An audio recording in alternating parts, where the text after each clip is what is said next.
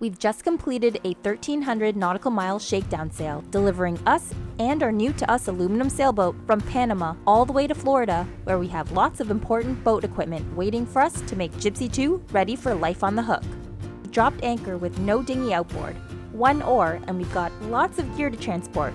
Getting ashore in less than an ideal anchorage is only part of the challenge. In this episode, we're taking you behind the scenes of boat life, showing you the logistics, struggles, and the reality of how we make it all work out here on a budget.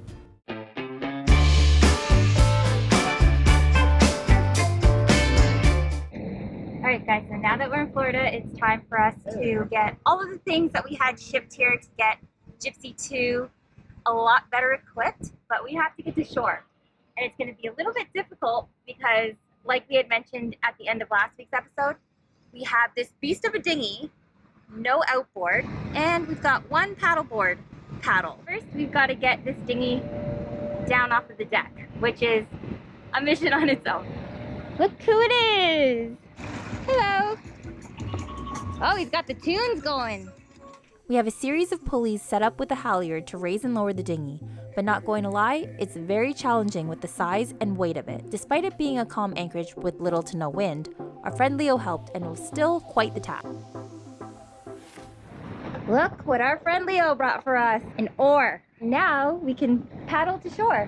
He saves the day. Do what I can. And Travis has got our paddleboard oar. This isn't a paddleboard oar. Isn't it? It's a kayak or a canoe oar. Okay, it's a paddle, and now we can canoe ourselves to shore. Well, I think Leo might actually tow us right now, but we'll have to paddle ourselves back. The old 20, that's what this thing needs.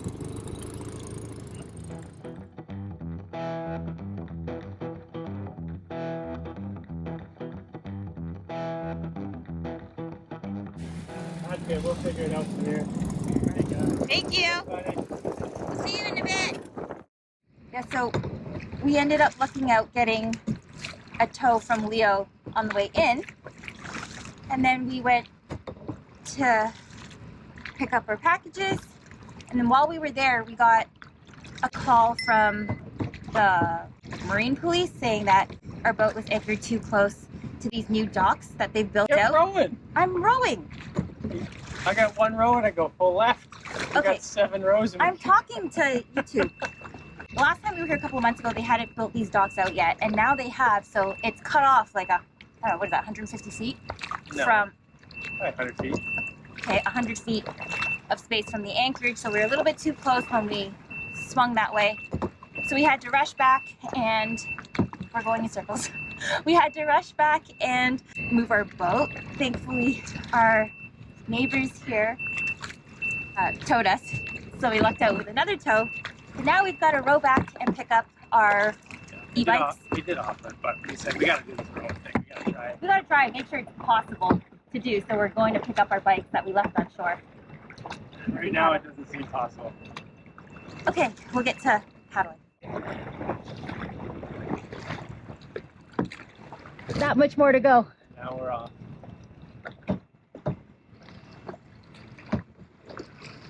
I feel like I'm doing all the Okay, work. we'll get going. And I'll start rowing.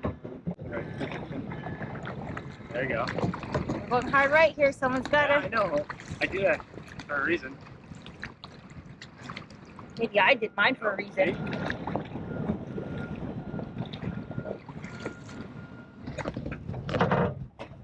We're not scared of these particles anymore. We're just banging onto these. Bummer is we're at real low tide right now. Oh boy, like this guy doesn't even care about his dinghy. It's like smashed up in there. It's not even inflated anymore. Anyway, the plus is these tubes are a lot higher than what we were used to on patches. So I'm a lot higher than what I would have been. We wouldn't even try this if that was patches. No. Oh, I don't have any rope. Might just put it in fully as bike. Yeah. Twist it long ways. That's probably easier for balancing of the weight anyway. Not, you know, having to worry about pushing off of the wall while we're doing this.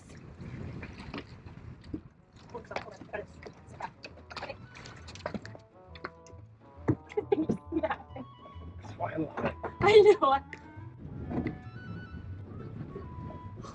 on. Gotta protect Leo's precious paddle. Yeah.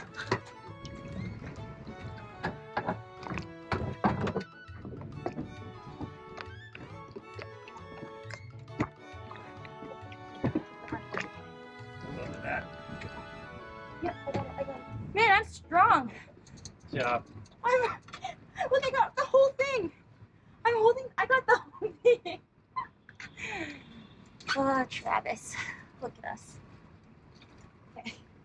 Look at it. It's like Alright. almost 2 bikes. Hold on, let me reposition. Monster bikes. Actually, no, there's no repositioning. That's just gonna be where it is. And now it's time to, oh, I'm like sweating. Now it's time to row back. We saved huge on taking cabs or Uber by riding our bikes to locate a new alternator belt, which you know we had issues with on our shakedown sale. And we also hit up a few chandleries where we spotted this refrigerator that Leo drove us back out to pick up the next day. I've opened the hatch in our V-berth for him to climb through. Is that? So you gotta watch the Oh, your condenser. sweat just touched me. You don't want to dent anything, drop anything. So awkward in small spaces. So we found this guy at a wicked store. It's called Sailor Man here in Fort Lauderdale, and it's got like all sorts of good stuff. This fridge was on consignment for $495, but we offered $400, and the owner took it. Yeah, this is like a $2,000 fridge, US. I So think it was like $2,200. Yeah, it's a lot more than what we got it for. and And it seems in good shape. yeah, there's no like dings, dents, or anything. If you guys recall back in our boat tour video of Jibsea 2, we had mentioned that one of the things we wanted to change or that wasn't functioning for us really well. So our current setup, if you recall, is this top loading fridge where the lid takes up the majority of this counter space. So I couldn't prep anything if I needed like using this space, if I had to get anything out of the fridge. So we wanted something where we could retain the countertop space while having access to the fridge like a front loader. So this guy we think is going to work great for this space. The only thing is we thought we could get a bigger one because of the dimensions that we have here, but Travis had a look and we didn't realize that with the shape of the hull, it actually sloped and lost a lot of the real estate that we thought we had in a bigger unit.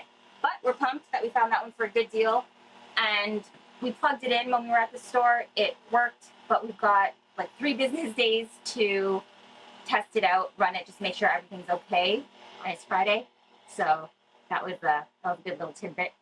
Get it on Friday, so we have the weekend until like Wednesday to see if we want to keep it. But we're hopeful that it's going to work and it's going to make life in the galley a lot easier soon enough. So this being a laneway galley, we can't have a door fridge because on either tack, things are just going to fly out once we open that door. That's why we needed to go with a drawer fridge so it can open and close and keep everything in one spot. And this one actually has the same usable volume as we do now because we don't stack higher than 10, 11 inches anyways. So we just figured this is going to be much better and we'll have a usable counter space. So I'm just glad we found it for a really good price. So we're going to test it for 4 days, see if it works. And pumped. Yeah, getting this kitchen going. So as you see, slides out nicely. And now we have the same sort of space as we do in the top loader. Just in the back aft cabin, and we're just going to let it run for 4 days and make sure it runs exactly how it should. And if that's the case, then it's worth cutting into the kitchen, which we won't do that until we're somewhere else where we get all of our tools. At least we found one here in Florida. Like, that's the thing about Florida is like it has everything you need for boat stuff. There's just so many shops. So got to think about all this stuff now while we're here. Oh, I hear stuff. So just got it connected real easily. Just up to here. We'll check back at this in a couple days. The next day, while we were off the boat running errands, a fellow cruiser and neighbor texted us, alerting us to the chaos in the anchorage. Winds exceeding what must have been 50 knots blew through the anchorage for 5 minutes straight, out of nowhere, causing a bunch of boats without engines to drag. We quickly rowed ourselves back to Jibsea 2 to leave the anchorage and relocate ourselves. Today might quite possibly be our last day in Fort Lauderdale. We're doing a lot of running around. We have our bikes here. So we're gonna head over to pick up some stuff over at the boat store. We got an AIS splitter. We're gonna have to get a few more alternator belts because the one that we picked up to try worked. So we're gonna get a few spares. And then we're gonna head over to SeaWaterPro, who was so kind enough to help receive our packages for us. We've got a bunch of stuff there, like big heavy duty stuff we still gotta pick up. Our new water maker. So excited. We need a water maker bad. Yeah, I So feel naked without a water maker. yeah, so it was a lot of logistical planning to get what we have to get from there over to our boat, which is now on the mooring ball. We're moving fast to get things done here in Florida, and time is definitely a factor. Being at anchor or at a mooring ball without a water maker means we've got to carefully ration our fresh water supply, so every day counts.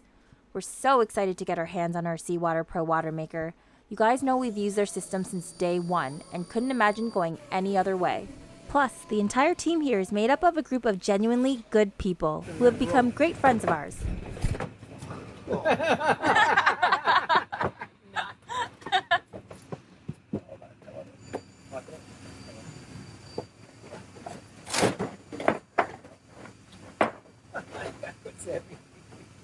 Only 300 pounds.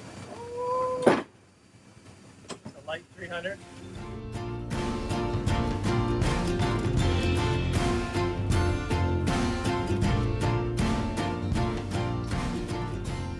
Friends have driven us back to the dinghy dock, and we figured that the closest distance between the road where we can offload to the water is right here. The dinghy's over there, so we're just gonna bring the dinghy over here, and it's high tide. Fortunately, we don't have too big of a distance to load everything down into the dinghy. And then with the chain, that's gonna be the interesting one.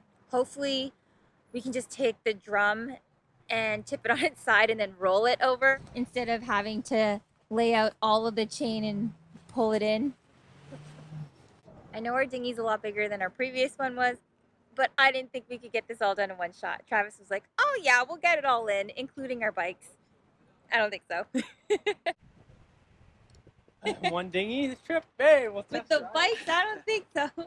Just this. It's only. Just, yeah, how are you gonna even bring Yeah, it? it's only 304 pounds. But it's like an awkward You want to try it? shape. No, that's rated for how much? 100 pounds. Now what? I would do it. You would do that? smash Are you crazy, man? No, don't. It's only Travis, do not break your back. Dude, are you crazy? Yeah, he is. Just put it on the bike. For real. Bike is cheaper than Don't, your yeah, back. don't hurt Oh, your like back. 300 pounds? It's not that heavy. Come on. Put that on the bike. Travis, you're not as big as you used to be. That Remember? is true. That's Give like me you. That's three- like you and me being on this bike, 300 pounds. Yeah, just roll it over. Travis. Well, once it goes, it's going down. Can you hold the handlebars? Yeah, I got it.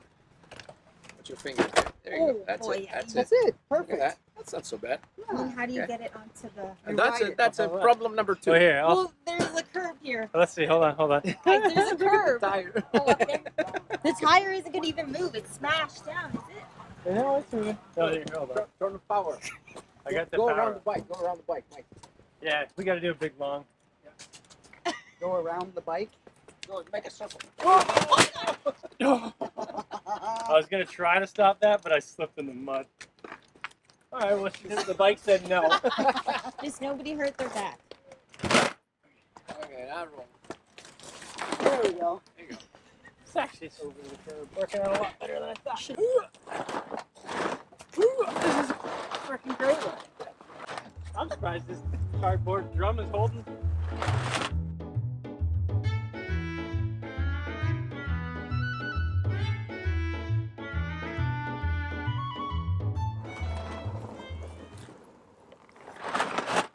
Oh no, Oh, it's going. it's opened. Oh, it's going. Oh no, it's blown. Yeah, this doesn't look like Oh, it's no. hanging on. Okay, bye. See you. Oh, actually, find the end of To the find chain. the Now end, let it, yeah. just throw it in the dinghy. Yeah, you guys don't have to stick around. We can mess with this. It's okay. We don't have a life anymore. I'm trying to get it so I can Yeah, get the end we before need to getting find the lost. Before it in gets it. all Yeah. messed. It's unreal. Oh yeah, you got Holy it. shit, you got lucky. Yeah. We've got 200 feet of chain there, and it's 304 pounds. Yeah, I'll get the either way. It's like, oh, I just need the bike line. You're already out of breath. Of course.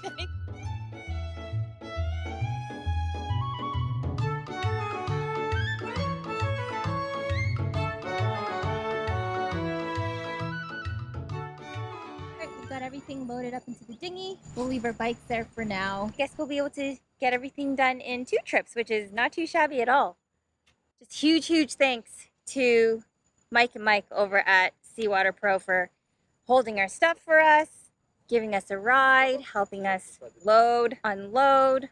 Taking out the batteries just makes it a little bit easier to carry the bikes on and off of the dinghy.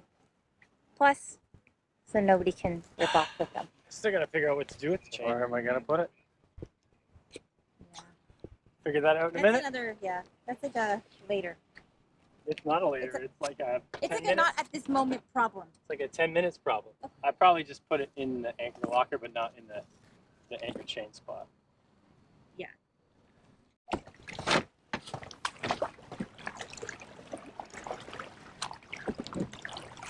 This dinghy is the perfect size for what Like- we needed to get done here. I'll say that. It's kind Oh of my God. cumbersome. Like, it's cumbersome to get on and off of the boat. It's so big, but No, to get the boat on and off of the big boat? Yeah. It's cumbersome? Yeah. But having a boat you can just do whatever you want with is so it's awesome. our utility boat. Right? Mhm. I mean, an outboard would have been nice, but you know. We are aware that grabbing a slip in a marina would make things a heck of a lot easier right now. But if you've ever seen the cost of slips in Fort Lauderdale, then you'd understand why that's not an option for us. Besides, learning to figure out things on our own is an essential skill when you're living off-grid. Whether it's getting ashore without an outboard, figuring out how to transport a 300-pound drum of chain inland to in-boat, it's all part of the adventure and we like to think it builds character. Cruising life isn't always sunsets and smooth sailing, but one thing's for certain, when having a strong support network, it makes all the difference.